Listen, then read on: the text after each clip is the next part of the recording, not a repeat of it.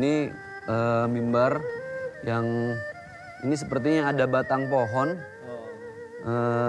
Mungkin ada nilai sejarah tersendiri ya, dan saya baru langsung melihat di tempat ini karena di catatan yang saya baca tidak disinggung tentang batang pohon yang menjadi tongkat ketika seorang khotib menyampaikan khutbahnya. Itu yang unik. Kalau di Indonesia atau di Jakarta Pak Gu, ketika sang penceramah menyampaikan khutbahnya, dia pakai tongkat biasa. Nah tapi ini justru malah berbentuk seperti batang pohon ya, disanggah oleh batu yang sangat kuat. Nah ini juga yang unik yang nggak akan pernah kita dapatkan di negara lain tentunya. Kemudian kita lihat lagi mihrab atau tempat imam memimpin sholat.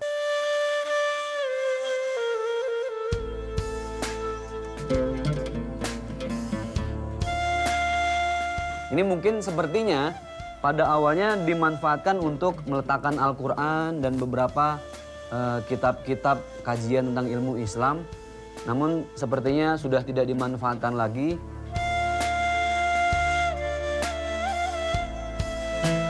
Nah inilah yang saya katakan sangat indah dengan balutan nuansa Cina. Ini adalah khas dari bangunan-bangunan Cina ya. Seperti di Kota Telarang pun seperti ini ya gapuranya ya. Kemudian kita lihat dari bingkai jendelanya ini sangat unik. Karena ini perpaduan antara tradisi Cina dengan tulisan Arab, Al-Khat Al-Arabi.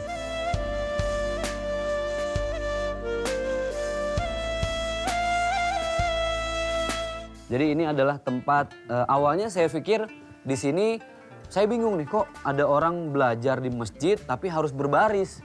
Gitu kan? Ternyata enggak. Justru ketika saya tanya sama imam tadi, ini adalah tempat sholatnya orang-orang yang memang sakit atau yang obesitas, kegemukan, sehingga dia harus melakukan sholat dalam keadaan duduk. Tamam, mia. Subhanallah, tidak ada kalimat yang paling pantas kecuali Allah menunjukkan kebesarannya, jejak-jejaknya di masjid ini. Allahu Akbar walillahil hamd.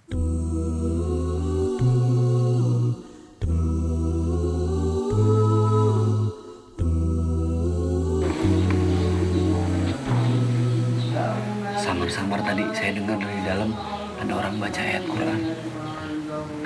Ternyata lagi ada yang mau masuk Islam, mengucapin syahadat. Alhamdulillah, subhanallah.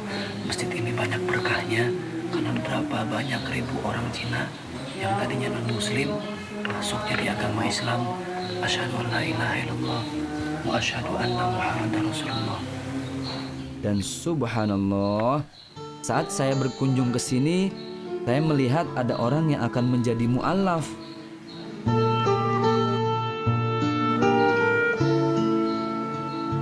Begitu agungnya Engkau ya Allah telah membukakan pintu hidayah kepada mereka. Pemirsa, subhanallah, Allah Maha Besar, Allah Maha Kaya, Allah Maha melembutkan hati seseorang. Seorang wanita masuk dalam Islam. Allahu Akbar, Allahu Akbar, Allahu Akbar. Kita doakan akan lebih banyak lagi orang yang masuk dalam agama Islam di masjid ini.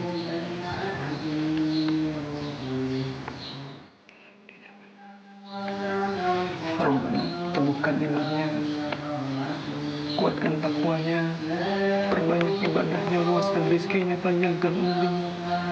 Orang yang masuk Islam di masjid ini ya Allah, berikan selalu kepadanya hidayah tiada henti.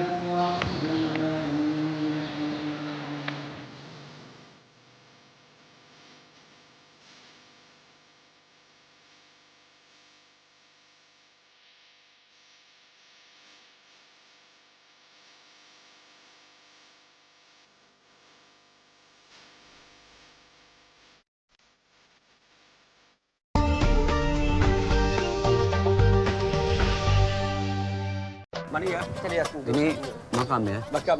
Jadi masjid ini dulu adalah tempat berdakwah dua orang Arab yang konon katanya sambil berdagang mereka berdakwah ke Beijing ini. Iya. Kemudian mereka meninggal di sini. Dua makam. Ini ada namanya jelas, untungnya ada tulisan Arabnya, jadi saya bisa baca. Yang pertama yaitu Ahmad Al-Burtani. Ya, ya. Al-Burtani. Yang kedua yaitu Ali bin Imatindi.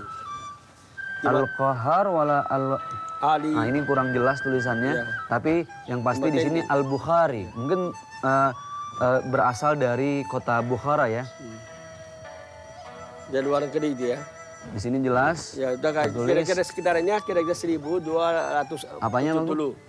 Tahunnya kira-kira aja. Tahun kedatangannya. Ya, dari sini kira-kira 1270 dari sini, ya. Nah, kemudian meninggal di 80 dan yang satu lagi di 1283.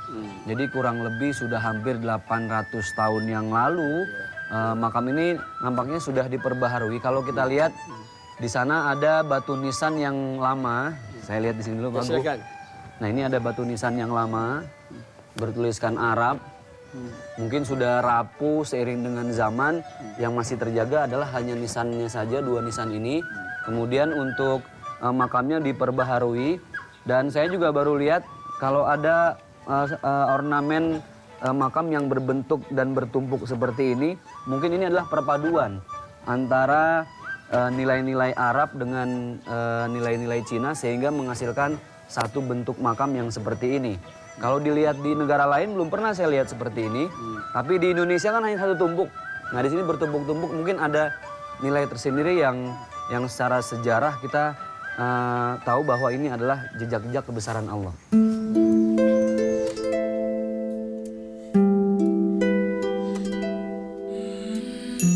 Jadi ternyata masjid ini memiliki banyak fungsi. Salah satunya di antara adalah Moon Observation Tower. Jadi ada satu menara, kita bisa melihat bulan untuk melihat hilal dan hitung-hitungan falak lainnya. Kemudian ada lagi di sini meeting hall, tempat musyawarah, tempat muhawarah. Kemudian ada Sheikh Toms, ada makam. Kemudian ada exhibition room, ada pameran juga ternyata di sini. Nah, kita akan melihat khusus untuk Moon Observation Tower. Setelah saya berkeliling, saya menemukan satu bangunan lagi yang sepertinya dilupakan. Terbukti dengan tidak terlalu terawatnya minaret ini. Jadi ini Pak Gu ya, menara observasi untuk melihat bulan ya. Ya, betul. Nah, ini ada tulisan nih Pak Gu nih agak nggak jelas. Ini tentang apa nih? Ini penjelasan tentang Masjid Yuji. Pembangunan Masjid Niuji sejarahnya. Ya, sejarah itu. Dalam bahasa Mandarin. Baik. Oh, subhanallah. Ini menara observasi Moon Observation Tower atau menara untuk mengobservasi bulan, di mana masyarakat Muslim saat itu ketika ingin menentukan awal bulan puasa, mereka naik ke atas dan melihat bulan tentunya. Kemudian untuk menentukan bulan Syawal juga seperti itu. Ini sejarah yang memang subhanallah termasuk ke dalam jejak-jejak kebesaran Allah di kota Beijing ini. Nah, sayangnya Pak Gu ini sudah tidak terurus ya. Di dalamnya juga sudah nggak terawat. Ada sapu juga di sini, terus ini nggak jelas semuanya. Ya Rob, kita berdoa mudah-mudahan ini bisa tetap terjaga dan direnovasi lagi ya untuk lebih baik.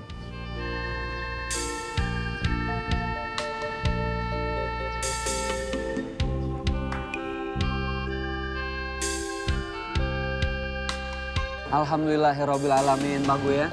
Kita sudah melihat salah satu jejak kebesaran Allah di jalur sutra, The Great Silk Road. Terima kasih Pak Gu, mudah-mudahan bisa bermanfaat ilmunya. Sama-sama. Salam saya untuk keluarga. Ya. Sie.